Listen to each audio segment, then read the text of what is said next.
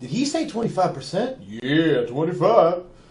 What's up, guys? So, I've seen a lot of cool recipes, and a lot of people always ask me, like good meals and like good recipes and stuff like that. So what I want to make for you today is actually a healthy post-workout pizza. All right, and you guys are gonna love this. It tastes awesome. As soon as you get over the fact of what you're eating and just think of it as pizza, it's actually amazing. So I'm gonna get everything set up, and then we're gonna walk you through this step by step. All right, guys. So the first step is get all your ingredients out. So you're gonna need a food processor, cauliflower. Spice-wise, you need salt, oregano, garlic powder, onion powder, and basil. And then I have a little bit for toppings. I'm going to have garlic, onion, artichokes, and then chicken. Okay, obviously it's my protein source there.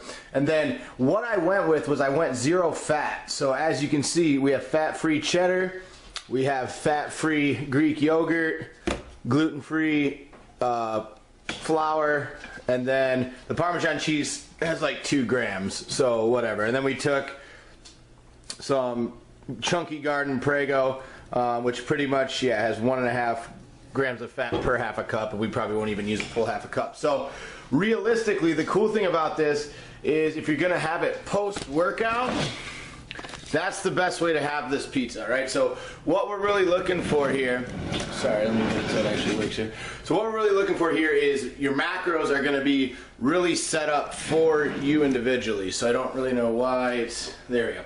All right, so macro-wise, what you're gonna really wanna understand is that the crust is practically nothing in it, okay? So you are gonna have, that's where you're gonna get your carbs, is in the crust, and then there's not gonna be any fat. So what we're looking for is if you need a meal with protein and carbs for post-workout, this is gonna be perfect. What we don't wanna do is mix the carbs and the fats, right? So there is a way to make this where you don't use the gluten-free, you don't use the flour, okay? And you just use the yogurt, and you can actually make it that way, and then you can actually use like pesto and pepperoni and stuff like that, and actually make it, if you want to make it like an anytime meal or a fat meal, so a protein and a fat meal, you can do that. So on my program, the thing that we do with my clients is we never mix carbs and fats together, at least not in large amounts, right? So this would be a great source of like an after workout post carb meal, because it's not going to be high in carbs, but it's going to be super low in fat, practically nothing, and then you can actually make it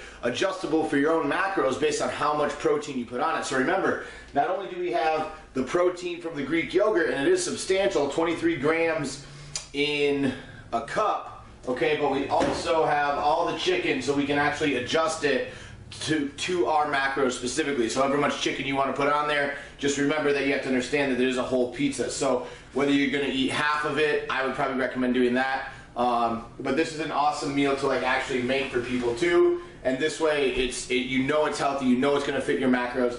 And that's the same reason that I got the fat-free cheese as well, to keep my fats literally as low as possible. So once you get all your ingredients and everything like that, you're good to go. Your first step is just, prepare everything ahead of time. So now what I've got to do is I got to get the broccoli all out of here, and then I've got to actually food process it until it gets down into about, it kind of looks like rice by the time you're done. So you really want to finely grind this. Same thing with the zucchini. We're going to finely grind and grate this down to practically nothing as well. All right, so that's going to be the next step.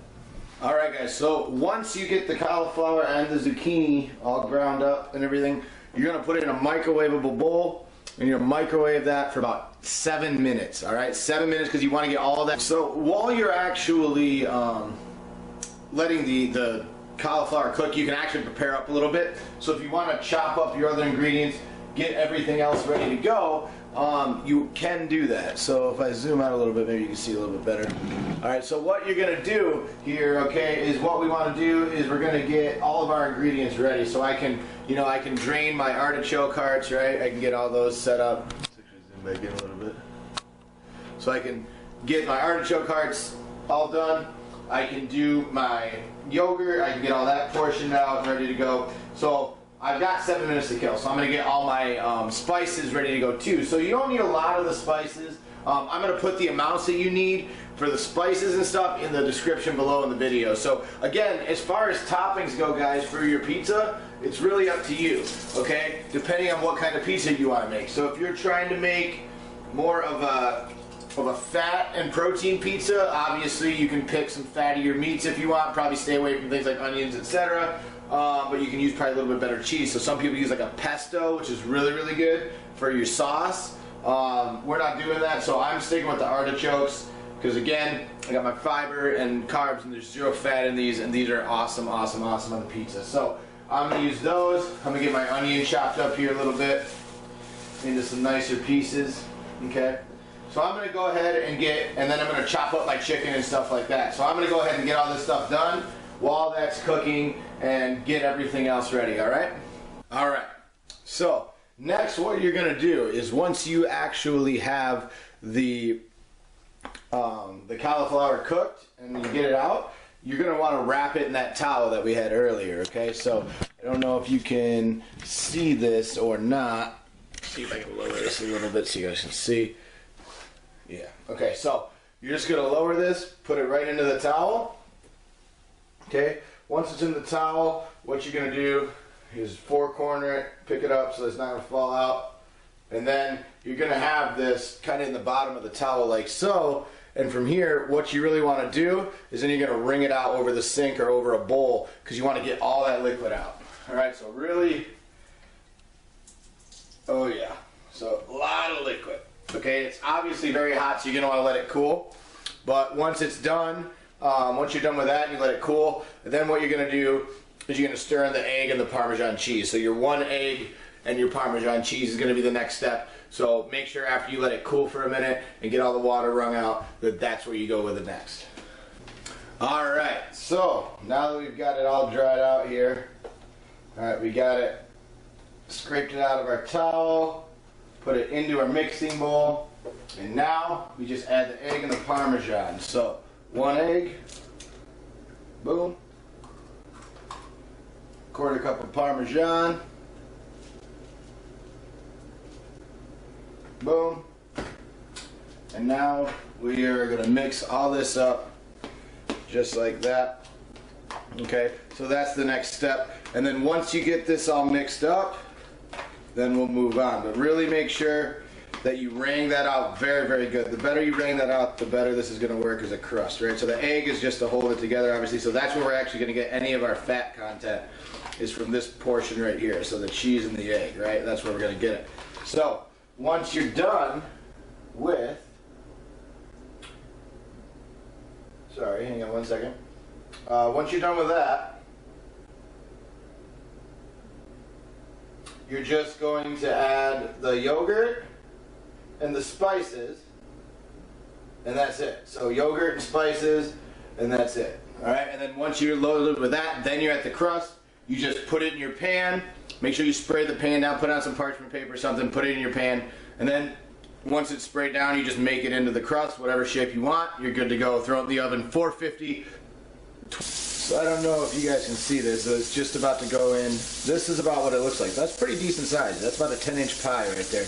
Pretty thick crust. I like to fray out the edges a little bit so it gets crispy. And again, we're just going to throw it in the oven, 450, boom.